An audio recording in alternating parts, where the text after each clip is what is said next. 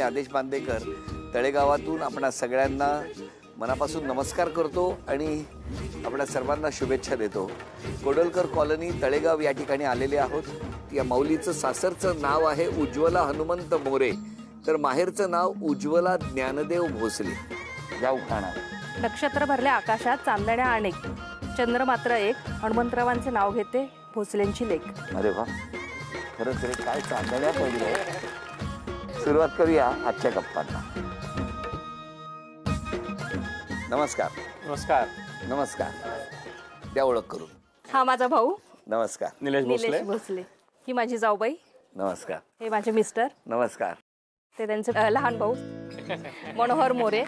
या माझ्या सासूबाई आहे। नमस्कार। आई नमस्कार। वडील नमस्कार। तिकडे भाऊजं आहे। हो। ती मावशी, या मामी लहान, ही माझी बहीण, बहिणीचे मिस्टर आणि हा लहान भाऊ। नमस्कार नमस्कार नमस्कार। कसं गेलं बालपण? बालपण ऍक्च्युअली आम्ही गावामध्ये राहिलो होतो। हे आता कॉलनीचा एरिया आहे। किती जण होते तुम्ही? आम्ही 4 जण बहीण भाऊ, आई वडील आणि माझे मामा होते माझ्याकडे राहायला आमच्याकडे। तुम्ही मोठे भाऊ? मी हिच्या वयाने लहान आहे। बरोबर। तुमच्या सगळ्यात मोठी मी। तुम्ही मोठ्या? हा। 1 नंबर। एक 2 नंबर? 2 नंबर बहीण। बहीण। नमस्कार। हा। 3 नंबर हा हा आणि 4 नंबर भाऊ। नमस्कार। चला, 4ही भावंड। हो। मग तुमच्या चौघांमध्ये सगळ्यात शांत कोण होतं? मीच। तुमच्या चौघांमध्ये सगळ्यात मस्तीखोर कोण होतं? ती दोघं। मी आणि माझी बहीण। म्हणून उभं करून ठेवलंय तुम्हाला। तुम्ही कसे होता? शांत होतो तसा मी। लहानपणच्या आठवणी जर आज आठवायच्याच झाल्या तर काय कुठल्या गोष्टी लक्षात आहेत तुमच्या भावंडातल्या? स्पेसिफिक भावंडाबद्दल बोललात तर मोठी बहीण होती ही, त्यामुळे हिचा थोडासा रुबाब म्हणायचा थोडासा असायचा मोठ्या बहिणीचा। हो बरोबर। अभ्यास करून घेणं तिने, अभ्यास न केल्यामुळे थोडस हिटलरशाही थोडीशी। I am the boss of family. बोलून घेतायत आज भावंड? हा, बोलून घेतात। पण मला तुम्हाला विचारायचंय, हे सगळं हे जे काय सगळे म्हणतायत, तुम्ही खूप ताईगिरी केली आहे? नाही केलेली। भाईगिरी केली। भाईगिरी। सासर कुठलं? सासर माझं कुळक जाई, मान तालुका, पण राहायला आम्ही पिंपरीमध्ये असतो। पिंपरीमध्ये? हा। कोण कोण आहे तिकडे? आमची जॉईंट फॅमिली आहे। माझे मिस्टर, मी, त्यांचे एक बंधू आणि हे, आणि सासरे माझे आता जस्ट नोव्हेंबरमध्ये एक्सपायर झाले। सासूबाई आमच्या बरोबरच असतात। हो ना? हा। आणि माझी 3 मुलं, 2 मुली 1 मुलगा। बाबा काय करायचे? नोकरी करत होते, पण कंपनी बंद पडली 97 साली। तेव्हापासून त्यांनी पार्ट टाइम हे केलेलं आहे, आपलं प्लंबिंगची कामं, बोरवेलची रिपेअरिंगची, पाईपलाईनची अशी कामं केली त्यांनी। बरोबर। म्हणजे ते शांत बसले नाही? नाही नाही, बिलकुल नाही। आई बाबा काय म्हणतात तुमच्याबद्दल जरा आम्हाला ऐकायचं? हो, विचार। एकदम शिस्तबद्ध मुलगी आणि 4 मुलांबद्दल काय सांगणार? सगळेच शिस्तीत आणि आपापल्या मार्गाने व्यवस्थित। काय आई, काय वाटतंय?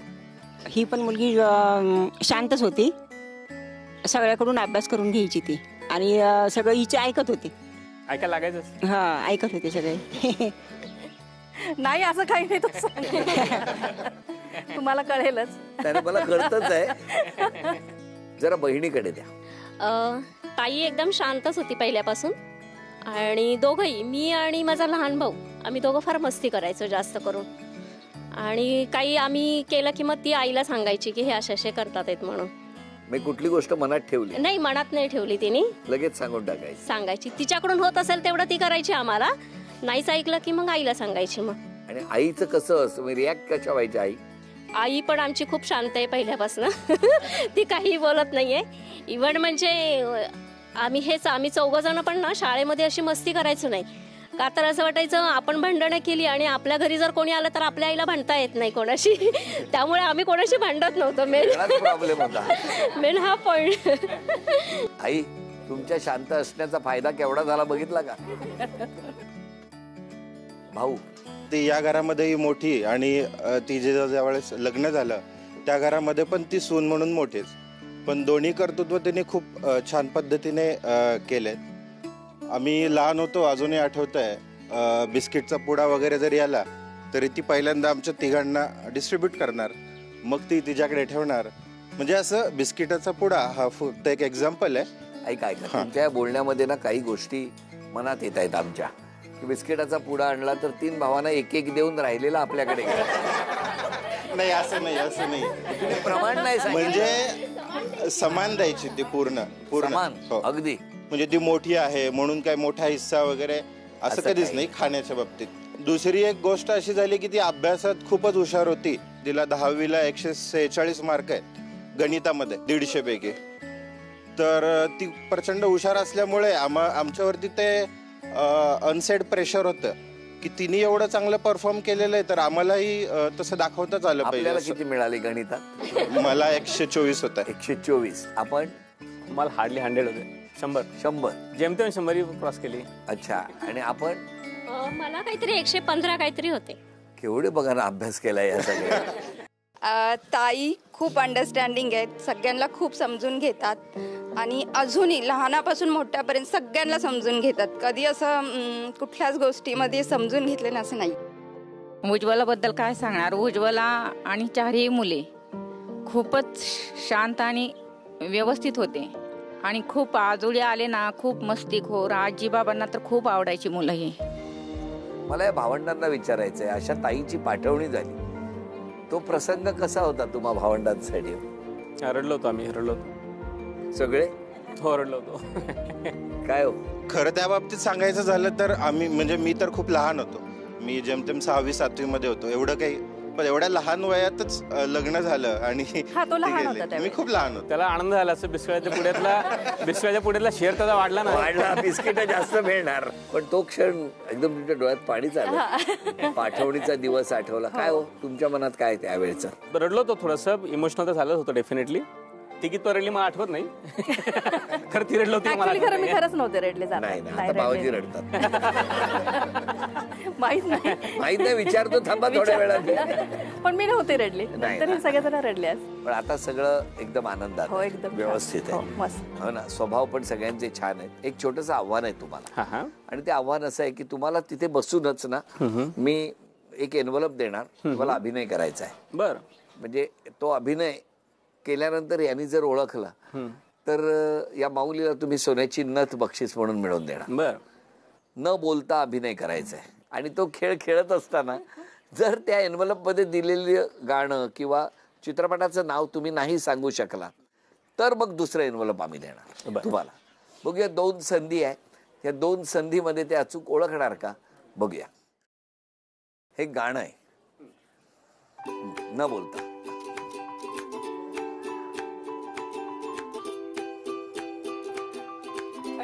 छडीला गाणं म्हणायचं असेल तर छडी लागे छम छम विद्या येई घम घम छम छम छम छम छम छम.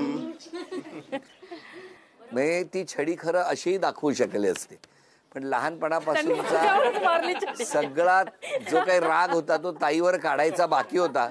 म्हणून अदृश्य पद्धतीने छडी घेऊन का होईना पण तो आत्ता त्यांनी ताईकडे व्यक्त केला. अभिनंदन अभिनंदन. सगळ्यांनी गाणं ओळखलं आणि ही सोन्याची नथ तुम्हाला बक्षीस म्हणून मिळाली. अभिनंदन. कसं वाटतंय तुम्हाला? छान वाटतं. आवाज एकदम कमी का झाला तुमचा? सासरचं एवढं प्रेशर घेऊ नका तुम्ही. आम्ही आहोत तुमच्या बरोबर. त्यासाठी त्यांनी सपोर्टर आणले. त्यांचे भाऊ आलेत ना. त्यांना तर बोलायला सांगूच आम्ही. पण काय हो तुमचं बालपण कुठलं? माझं पिंगळी मान तालुका. मान तालुका. दहिवडीच्या शेजारी. घरी कोण कोण होतं तुमच्या बालपणी? आई वडील भाऊ बहीण. काय करायचं आई बाबा तुमचं? वडील टाटा मोटर्स मध्ये होते कामाला हा. आणि आई शिवणकाम करायची. किती जणांचं कुटुंब तुमचं? 5 जण. 5 जण. म्हणजे आई बाबा आणि तुम्ही 3 जण. हो ना. बरोबर. आमची जॉईंट फॅमिली. Joint family. तुम्ही त्याच्यात लहान का? मी मधला. तुम्ही मधले. मोठ्या ताई आमच्या. बरोबर. मधला असतो ना त्याची बऱ्याचदा अडचण असते. खरंय का? हा. हिला बोललं तर काय होईल, त्यांना बोललो तर काय होईल असं म्हणतात. असं आहे का हो खरं?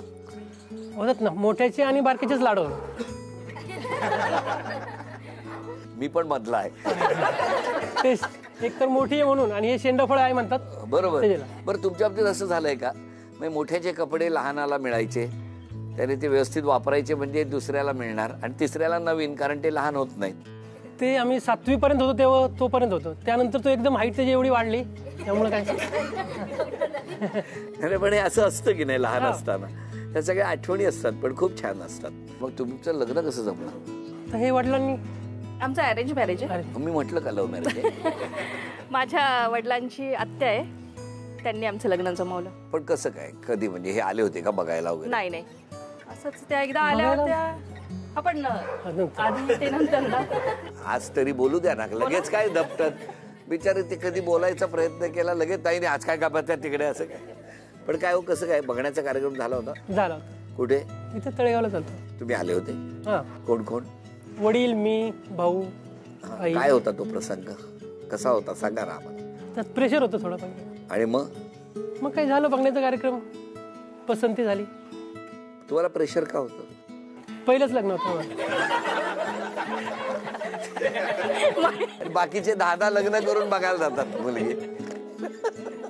काय हो, तुम्हाला प्रेशर नव्हतं का? तुमचं पहिलंच लग्न होतं म्हणून? मला दुसऱ्यांच्या घरी जायचं होतं ना, त्यांच्या घरी मी येणार म्हणून त्यांना प्रेशर आलं असेल. पण मला सांगा, ज्या दिवशी बघितलं त्या दिवशीच लग्न ठरलं? नाही, नंतर मग मामा आले तिकडं घरी, वडिलांचं वगैरे बोलणं झालं आणि नंतर. पण मला सांगा, तुम्हाला दोघांना असा वेळ दिला होता जरा बोला, एकमेकांचं मन जाणून घ्या? आम्ही चोरून भेटलो होतो. काय, कुठे, काय वहिनी? बरं झालं बोलले, पेपर पडला. आता सांगा, कुठे कुठे भेटले होते? आम्ही बस्ता बांधायला गेलो होतो पिंपरीमध्ये. त्याच्यानंतर मग मला ते सोडायला आले होते. अच्छा, नाही पण ते चोरून आणि नाही, त्यावेळेला ठरवलं होतं की भेटूया परत. मग आम्ही कासारवाडीला गेलो होतो भेटायला. काय हो, काय हो? भावानी मदत केली ती मला. आज तुम्ही म्हणजे सगळ्यांना उघडं पाडायचं ठरवलं. नाही, तो थांबला होता 4-5 तास रेल्वे स्टेशनवर गाडी घेऊन थांबला होता. भाऊजींनी हो म्हणायच्या अगोदर आहे ना, ती मॉडर्न कॉलेजला होती तर, आणि तिची एक्झाम होती त्यावेळेस. तर भाऊजी तिच्या बेंचवर शेजारी बसून बघून आणि मग नंतर आले. आणि नंतर आम्हाला लग्नानंतर असं कळलं की भाऊजी तिथे येऊन पाहून गेले. मला माहित नाही. आणि तिला हे माहितच नाहीये की तुम्ही वर्गापर्यंत कसे पोहोचले? तिच्या बेंचवर जाऊन बसले ते, आणि तिला माहितच नाहीये. आता तिथं म्हणजे ते सगळं अरेंजमेंट मीच केलं होतं. तुम्ही? माझा मित्र होता कॉलेजमध्ये, त्याच्यात अरेंजमेंट केलं सगळं. पण मला सांगा, पण तेव्हा बघण्याचा कार्यक्रम झाला नव्हता का? झाला होता. त्यांनी परत मला असं बघायचं होतं त्यांना कॉलेजमध्ये कशी येत. पण मग हे जेव्हा तुमच्या बाजूला बसले, मला माहित नव्हतं. मला माहितीच नाही. मला हे त्यांनी नंतर सांगितलं. मी एक्झामच्या टेन्शन मध्ये, तुम्ही कशाला आजूबाजूला बघितले कोण आले, पण हे वर्गात आले, वर्गात येऊन बसले, तरी माहित नाही मला. बेंचच्या मागच्या बेंचवर बसले. अच्छा, मागच्या बेंचवर बसले. बरं केलं तुम्ही. त्यावेळेला मी एवढंच असं कधी समोरासमोर असं बघितलं नव्हतं त्यांना. त्यांनी मला बघितलं पण मी त्यांना बघितलं नव्हतं. फर्स्ट टाइम जेव्हा मला बघायला आले त्यावेळेला. पण काय भाऊ 2 भाऊ एकमेकाला मदतीला, बंधुप्रेम खूप आहे.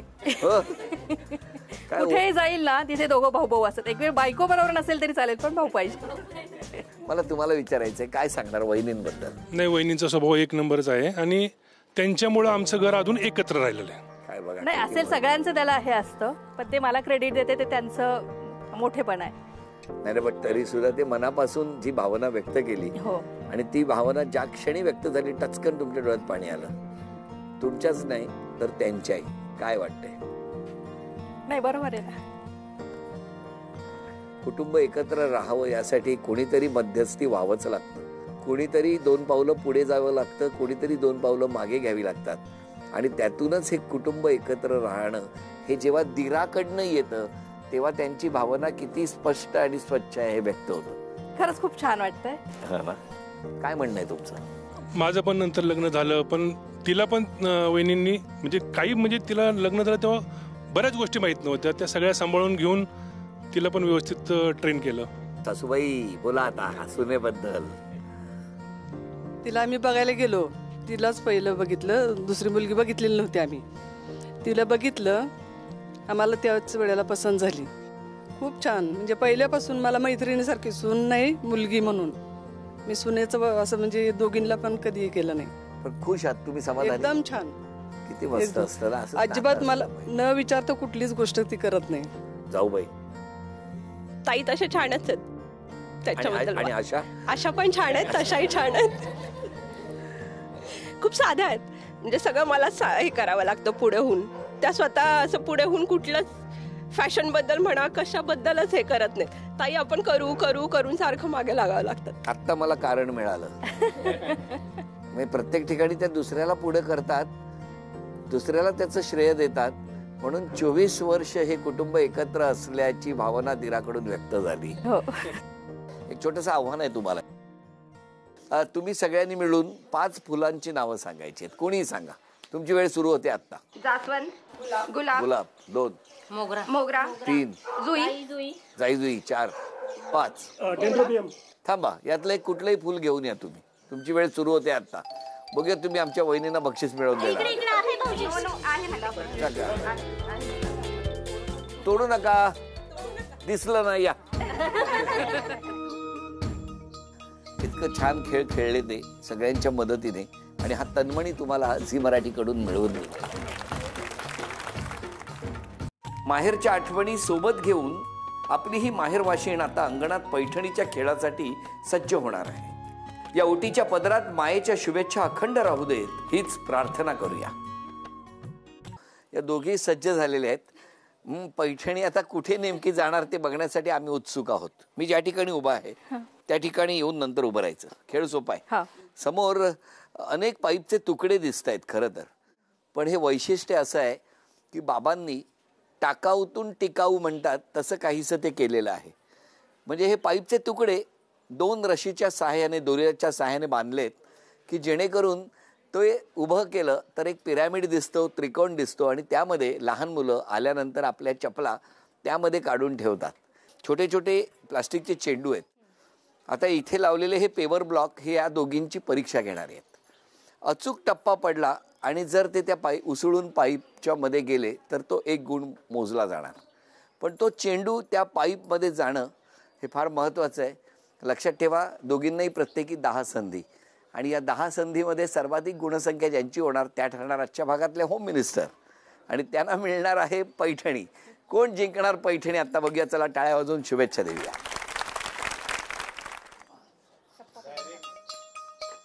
एक,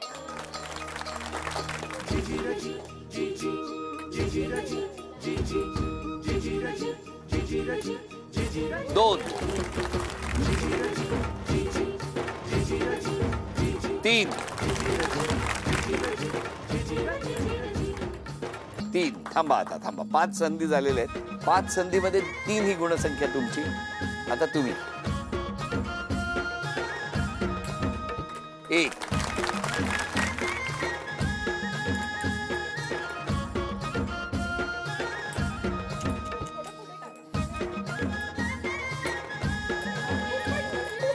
अजून एक आहे 2, 2 आणि 3 ही गुणसंख्या.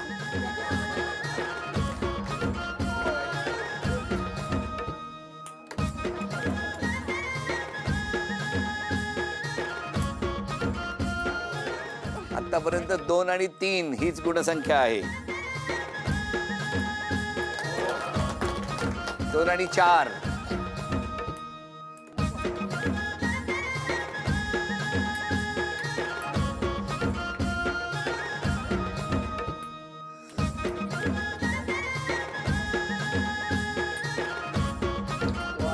3, 4. बरोबरी झालेली आहे. जिंकण्यासाठी 1 गुणाची आवश्यकता. दोघींनाही आणखी 3 संधी. बघूया काय होतं. 1,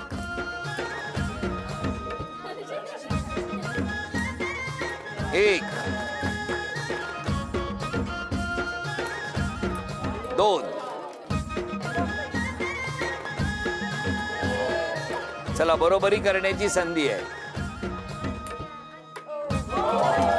1. अभिनंदन, अभिनंदन. दोन्हीही उज्ज्वला आहेत. त्यामुळे कोणी जिंकलं तरी उज्ज्वला वहिनी जिंकलेले आहे. उपविजेत्या ठरल्या उज्ज्वला वहिनी. त्यांना झी मराठीकडून हे चांदीचं नाणं. आजच्या भागात होम मिनिस्टर ठरल्या उज्ज्वला वहिनी. त्यांना तथास्तु पुणे आणि कोल्हापूर यांच्याकडून मिळत आहे पैठणी. अभिनंदन.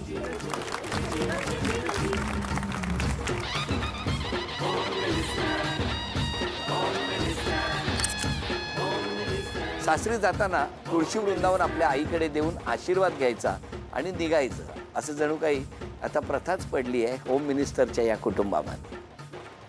या दोन्ही कुटुंबांना शुभेच्छा देऊन आजचा भाग इथेच संपतो आहे. पुन्हा भेटणार आहोत अशीच एक पैठणी घेऊन.